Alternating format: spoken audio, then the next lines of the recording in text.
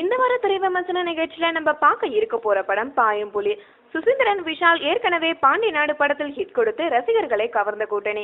இதை தொடர்ந்து இன்னும் ஒரு படி மேலே பாக்ஸ் ஆபீஸை வேட்டையாட பாயும் புலியாக களமிறங்கி இருக்கிறார்கள். அதே மதுரை களம் சுசீந்திரனுக்கு உண்டான கட்ட பஞ்சாயத்து, கடத்தல், சேசிங் காட்சிகள் என அனைத்து ஆக்ஷன் ஃபார்முலாவும் பாயும் புலியிலும் உண்டு. மதுரையில கட்ட பஞ்சாயத்து செய்து வருகிறது பெரிய கும்பல். அதில் யாருக்கும் தெரியாமல் ஊரில் இருக்கும் பெரிய பணக்காரர்களாக பார்த்து மிரட்டி பணம் பறிக்கிறது. பணம் கொடுத்தால் உயிர், இல்லையெனில் சின்ன பாலத்திற்கு அடியில் பிணமாக கிடைப்பார். அனைவருக்கும் உயிருக்கு பயந்து பணத்தை கொடுக்க அதே ஊரில் இவர்களை திட்டமிட்டு பிடிக்கும் போலீஸ்காரர் ஒருவரை நடு ரோட்டில் கொள்கிறார்கள். இத்தனை அராஜகம் நடக்கும் ஊர்ல விஷால் போலீஸா பதவி ஏற்கிறாரு. ஆனா 10 நாட்களுக்கு முன்னாடி ஊருக்கு வந்து காதலை சந்தித்து காதல்ல விடுறாரு. காதலித்து டூயட் பாடுவார் என்று பார்த்தால் திடீரென்று யாருக்கும் தெரியாமல் பணம் பறிக்கும் கும்பலை என்கவுண்டர் செய்து ட்விட்ஸ் வைக்கிறார். இது ஒரு ரகசிய ஆபரேஷன் என்கிறார்.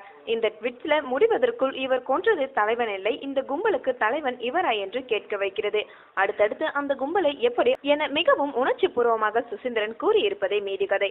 6 அடி உயரம், கம்பீரமான தோற்றம் என போலீஸுக்கு உண்டான மிடுக்குடன் விஷால் முழு படத்தையும் தாங்கி செல்கிறார். இவருக்கு அடுத்த படத்தை நல்ல ஸ்கோர் செய்வது விஷாலின் அண்ணனாக வரும் சமுத்திரக்கனிதான். இவரோட திரை வாழ்க்கையில தவிர்க்க முடியாத ஒரு படமாக இந்த கதாபாத்திரம் அமைந்துள்ளது. படத்தோட 2ஆம் பாதி முழுவதையும் இழுத்து செல்வது இவர் கதாபாத்திரமே. காஜலுக்கு நான் மகாநல்ல படத்தை விட குறைந்த கதாபாத்திரம் தான். அதிலாவது காஜல் காட்சிகளில் நம்மை கவர்ந்தார். அதில் கூட கவரவில்லை. கதைக்குள் இவரை கொண்டு வர வேண்டும் என்பதற்காக சில காட்சிகள் இருக்கின்றது. சூரி தன் மனைவியை விஷாலிடம் கூறும் காட்சிகள் எல்லாம் தியேட்டர்களில் சிரிப்பு சத்தம் அடங்க சில நேரமாகிறது. படத்தின் கடைசி 45 நிமிடம் ஜெட் வேகத்துல செல்லுது. குறிப்பா காஜலின் அப்பாவை பின்தொடர்ந்து அந்த கும்பலை விஷால் துரத்தும் காட்சிகள் சீட்டி நுனிக்கே வர வைக்கின்றது.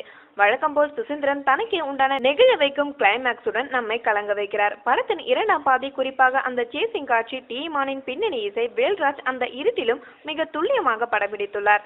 சுசீந்திரனுக்கு உண்டான வேகமான திரைக்கதை இது. மொத்தத்தில் பாயும் புலி, மிக விரைவில் பாயும் புலி. மேலும் சினிமா செய்திகளுக்கு சப்ஸ்கிரைப் செய்யவும்.